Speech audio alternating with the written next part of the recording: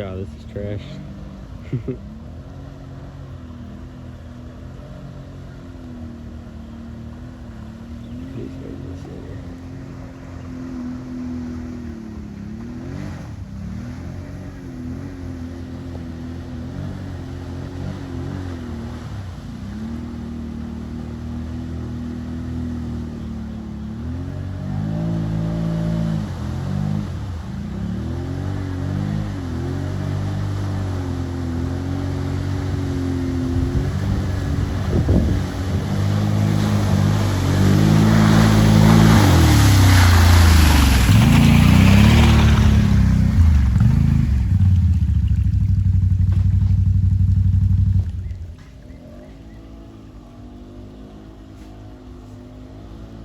I don't think he's gonna go to the center of that. That's big. I almost got mine stuck to the other. You got that shot? No. Just hanging it.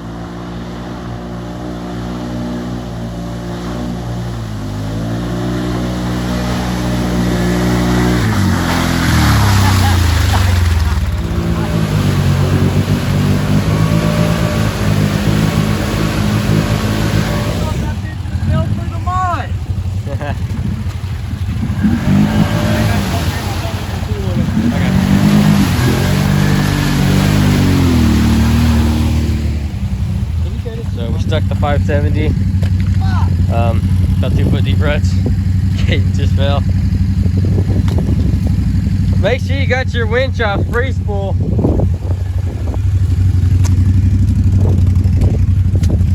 Some big gumbo. Huh? Found a baggie of meth cocaine. I'm beeping. Huh? Break my winch. It's 35,000 pounds. Or 3,500. Hold on, I need a breather.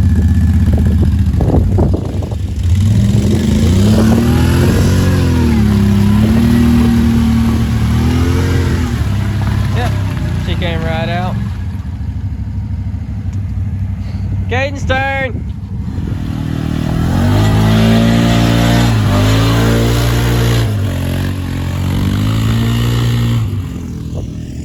He missed again.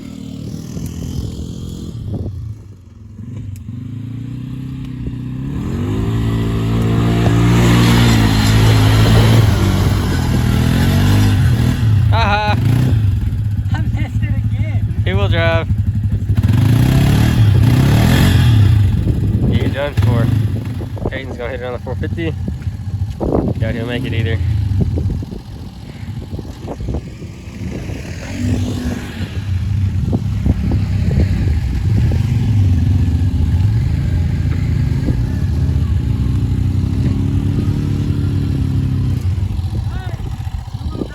Two-wheel drive. He's gonna flip over the handlebars.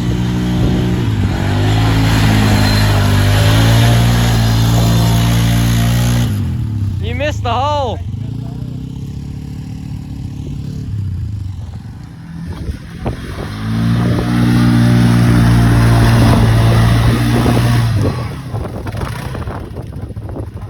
I'd say you're stuck.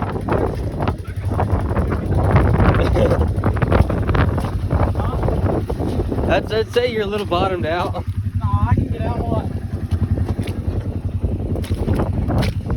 Yeah, I would advise you to back out.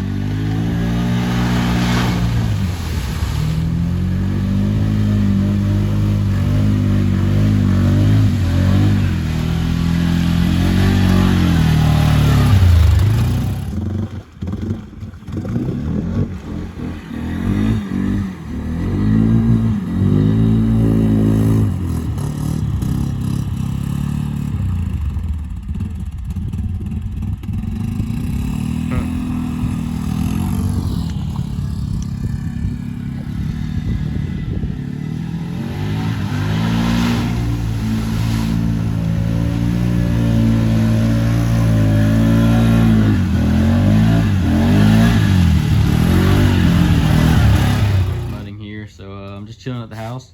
I'm just gonna make a little video, and I have some riding vids to go before this, so this will be like the outro, I guess. But I'm not gonna talk about the ride much because it's just whatever. We didn't record much, but it was me, Landon, Justin, and Caden. Justin was on this, Caden was on his four-wheeler, and Landon was on his, and I was on the Honda. It was a lot of full sends. It was like whenever it flooded in Louisiana that weekend, it was pouring down rain. We were all soaked, and we went creek swimming. We went everything. It was fun. I didn't get to record much because I was mainly covered in mud and soaking wet, so I didn't want to pull my phone out, and most of them left their phones at the house. But I did get some records in, not much, maybe about 5 or 6 minutes worth, and then I got maybe 3 or 4 minutes of Caden after, like last weekend. We rode a little bit. But the Can-Am is broken again. This brake handle broke off, which is why we just had this pin stuck in it. It came out when we were riding. The nut came out the bottom of the bolt, and the bolt fell out. But it is throwing a lot of codes. So you can turn her on. That was never on before. I don't know what happened, but it says maintenance soon. It's always said that, but it says, oh, wait for it to start. Let's put that's name. Okay. EHR, that is a code. We plugged it up to the code reader one time. EHR is like overheating or something, and then it says check engine. And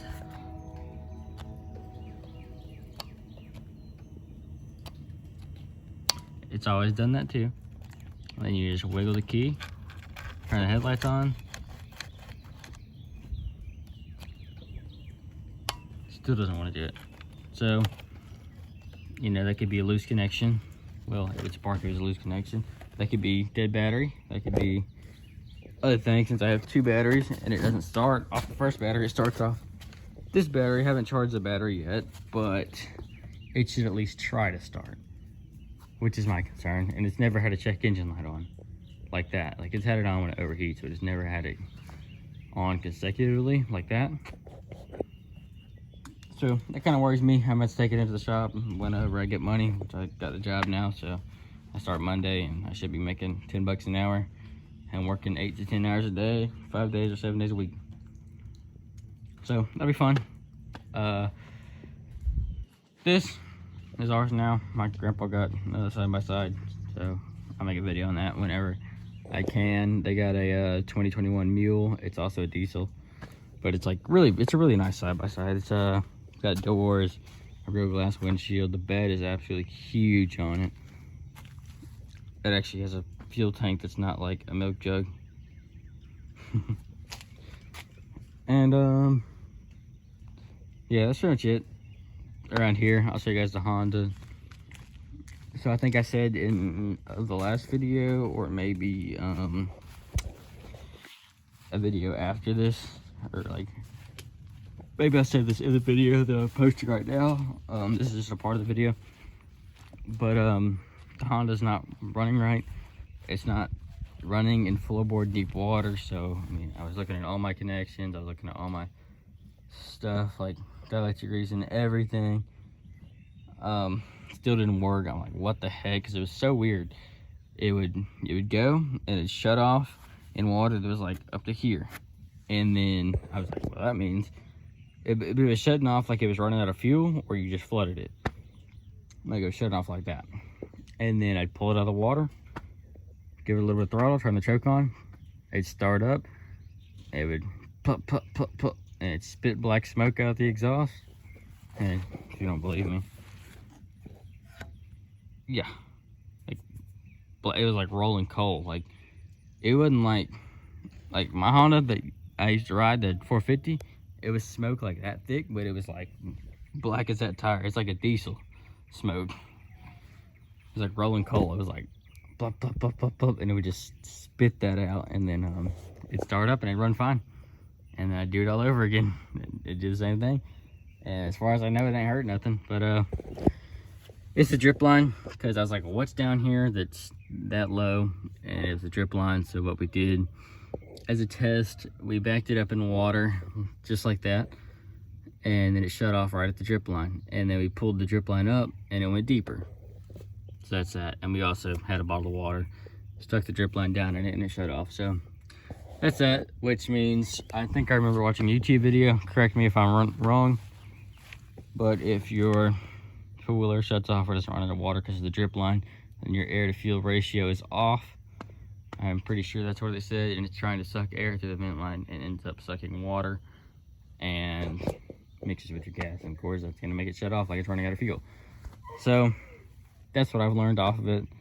So I'm going to wash this thing real good today or tomorrow, and you know, get into it. I'm going to dielectric grease everything and replace my zip ties on my vent lines because they're coming undone. I'm going to finish cutting the zip ties that I didn't cut, and do a little bit more. And I may repaint a few things just because they're coming undone. Like the bed liner, it looked good at first. It does look good, and I won't lie, but it peels like pretty good. Like I painted that, it's already gone. That right there, already gone. Everything on this already gone. All that, like all that's just chipped away. My back rack looks a lot worse, but it's covered in mud right now. But that's just from setting feed bags on there or hooking a winch around something. It's like that's stuff like that that's made it do that. So that's pretty weird. Also, I did break this plastic piece, so it doesn't line up anymore, which I don't know why it does that. Like it'll sit sometimes just right, but most of the time it has this little gap, which whatever. I guess my tachometer is running good. Since I put it on here, I've put 20.6 hours. That's pretty cool. Not even a full day. That thing's easy to run to. If you don't know how to do it, you just mount it, and then you run your wire to your spark plug wire, wrap it around, put some electrical tape around it. How this is mounted, it comes with a Velcro strip, and then it's sticky on the back. You just stick the Velcro strip and then stick it on there. It's pretty easy. Didn't really help with anything. It just shows me my idle and stuff, so I'll start it up. I don't think it's correct because it's idling at 2400, 420,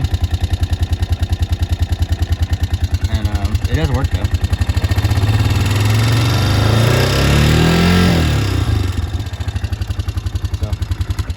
That's pretty cool. I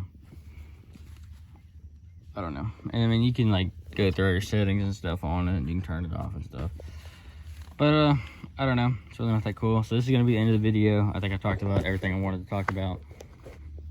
I maybe have 6 or 7 minutes of actually riding, and then this 8 minutes of talking.